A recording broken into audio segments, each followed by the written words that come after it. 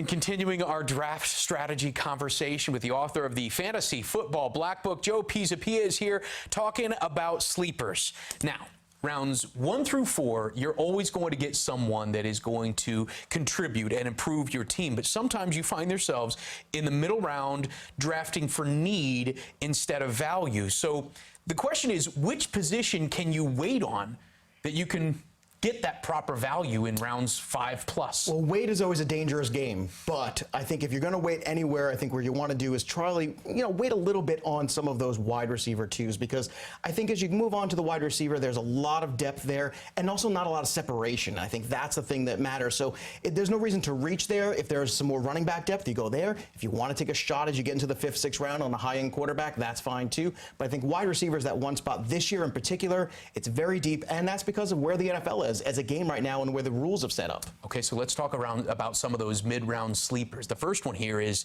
David Montgomery. Yeah. Well, look, I'm very excited about Montgomery. He's a much better version of Jordan Howard, and I think Matt Nagy finally got his guy in Chicago. He's the guy that I think is going to continue to hold that rock down at the goal line. He's that guy that's going to be very dynamic. It's not going to change what Tariq Cohen does at all, but Montgomery's going to be very dynamic, and is still coming at a very good ADP. This is the guy, though, that I think that everybody is targeting, and they're starting to, they talk about him so much. Sleepers have been talked about so much that they continue to get pushed up the draft board. David Montgomery is a great sleeper if you're grabbing him in the 8th or the 9th round, but he's going in rounds 4, 5, 6. I want to play in that league. Where is he going in the 8th and 9th? Now he's not, because everybody's talking about him. And he shouldn't, because of the role he's going to play in that offense. But that's the whole thing. These are some guys that we're trying to target right now that still have decent return on investment in terms of where they're being drafted. They're not being overhyped to the point they're ridiculous, but they're enough where it's worth the selection because they have upside. And the next guy for me that has a lot of upside is Mike Williams, because this is a guy last year, he was an absolute beast in the red zone, a guy with 10 touchdowns last year,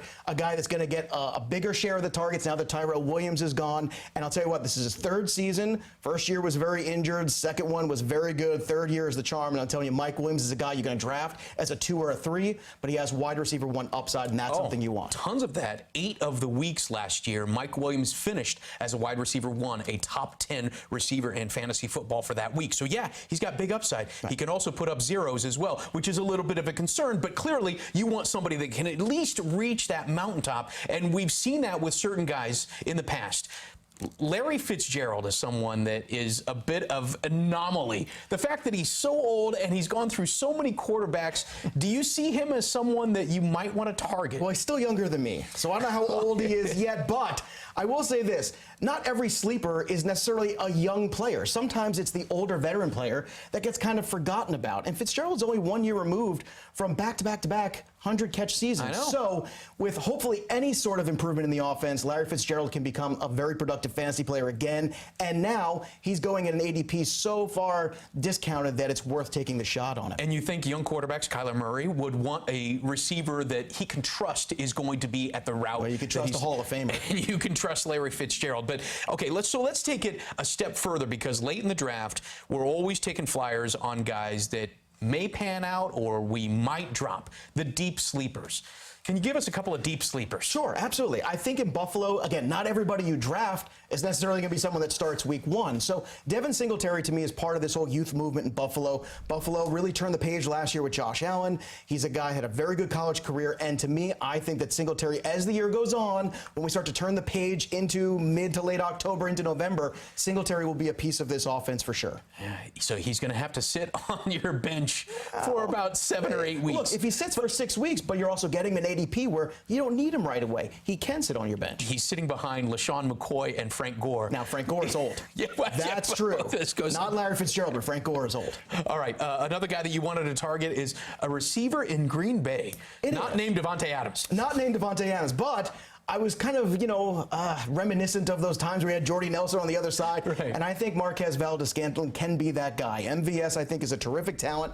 He's a guy that I think can step into that role. I know some people are very high on Geronimo Allison going in that similar ADP, but for me, it's MVS because I think this is the guy with the upside. This is the guy who was one of the best receivers in terms of separation last year. That's it. And I think that MVS is going to have a lot of opportunities in single coverage this year to be a fantasy stud. When you have a Hall of Fame quarterback like Aaron Rodgers, he can find find anybody that's created separation. And if you can get that, he's going to be in a better matchup, certainly, than Devontae Adams. So he's got a bigger window to throw to, and I guarantee that Aaron Rodgers is going to be looking his way quite a bit. All right, the other one. I had to look this guy up. Many people are saying that he could have a Rob Gronkowski effect for the Detroit Lions. Well, his coach was from New England, so if anyone's going to, he will. And look, here's the problem. The knock is with TJ Hawkinson that, well, running, first-year tight ends don't really necessarily break through in terms of fantasy. Well, it's the first time for everything. We used to say that about quarterbacks until Andrew Luck and Russell Wilson came along, and now look at TJ Hawkinson. I think this is a guy, along with Noah Fant, who could, in a year where tight end is really difficult, if you're going to miss that big grouping at the top, maybe take a shot with a TJ Hawkinson late, or I think, again, stick him on your bench. I think he's going to have lots of opportunity in Detroit because they're not very enamored of Marvin Jones. I think they want to move on from him, and Hawkinson's going to fill some of that void. Stafford really hasn't used the tight end that much. He's also never had a talent like Hawkinson. He's a matchup nightmare. Okay, so that's really the key. And Stafford, if he can find those matchups, then that's the guy that he could be targeting. All right, he is the author of the Fantasy Football Black Book. Check out our other segment on draft strategy. For Joe Pisapia, I am Steve Overmyer, and this is Fanalysis.